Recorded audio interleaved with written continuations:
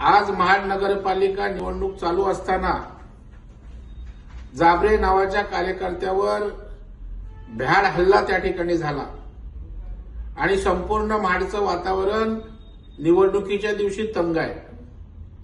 मी या निमित्तानं आवाहन करतो की मी जाहीर सभांमधनं जे आवाहन केलं की महाड शहराला दंडेलशाहीपासून दहशतीपासून वाचवायचं असेल तर सुसंस्कृत विचाराची लोक निवडून आली पाहिजेत।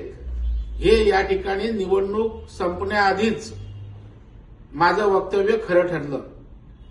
माननीय मुख्यमंत्री देवेंद्र फडणवीस साहेबांनी हा वैचारिक महाड आहे, सुसंस्कृत वारसा असलेलं शहर आहे, छत्रपती शिवाजी महाराज डॉक्टर बाबासाहेब आंबेडकरांचा पवित्र वारसा आहे आणि अशा प्रकारची दंडेलशाही गुंडगिरी ही महाड शहराच्या वैचारिक वारशाला शोभणारी नाही आणि म्हणून माझी या ठिकाणी विनंती आहे की आता निवडणुकीत उरलेल्या कालावधीमध्ये त्या ठिकाणी ही दंडेलशाही मोडून काढण्याचं काम महाड शहरातले व्यापारी, सुसंस्कृत नागरिक आणि मतदारांनी करण्याची आवश्यकता आहे। राष्ट्रवादी आणि भारतीय जनता पार्टी अशा प्रकारच्या दहशतवादीला घाबरणार नाही।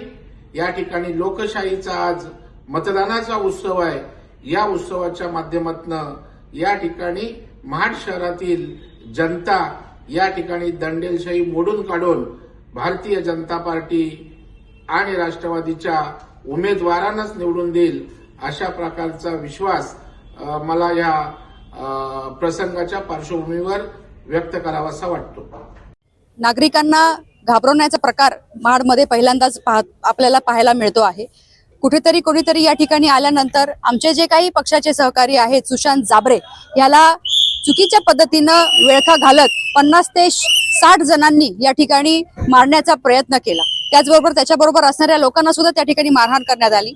इथे बाजूलाच जर का आपण पाहिलं तर त्या ठिकाणी त्याच्या सगळ्या गाड्या आहेत त्यात देखील तिथे फोडण्याचा प्रयत्न केलेला आहे। त्याच्याबरोबर असणाऱ्या बॉडीगार्डची जी आर्म्ड त्या ठिकाणी वेपन आहे, त्याचा जो रिव्हॉल्वर आहे ती सुद्धा हिसकावण्याचा प्रयत्न संबंधित इथले जे काही स्थानिक नेते आहेत त्यांच्या माध्यमातून झालेला आहे। हा निंदनीय प्रकार आहे। कुठेतरी आपण स्वतःच या सगळ्या गोष्टी घडवून आणायच्या, नागरिकांमध्ये भीतीचं वातावरण करायचं आणि असं काही जणू काही भासवायचं की हे सगळं काही माझ्यावरती करण्यात आलेलं आहे। स्वतःला इतकं महत्व खरं तर त्यांनी देणं मला असं वाटतं योग्य नाही, पण आजचा लोकशाहीचा महत्वाचा अधिकार बजावत असताना नागरिकांमध्ये कुठेतरी संभ्रम निर्माण झालं पाहिजे या हेतून आज महाडमध्ये हा अशा प्रकारचं आपल्याला भीतीचं वातावरण पाहायला मिळतं आहे। मला नागरिकांना आवाहन या निमित्ताने करायचं आहे की चुकीच्या कुठल्याही पद्धतीला या ठिकाणी तुम्ही भोळी पडू नका। या सगळ्या गोष्टी ते करू पाहत आहेत कारण त्यांच्या पायाखालची वाळू ही सरकत आलेली आहे। आगामी महाड नगरपालिका निवडणूक ही युतीच्या माध्यमातून निश्चितपणाने आम्ही जिंकू, पण त्याचबरोबर या सर्व नागरिकांच्या पाठीशी संपूर्ण खंबीरपणे स्नेहल जगताप, त्याचबरोबर आदरणीय तटकरे साहेब, आदरणीय प्रवीण भाऊ हे निश्चितपणाने आहेत हे आवर्जून मी या निमित्ताने सांगते।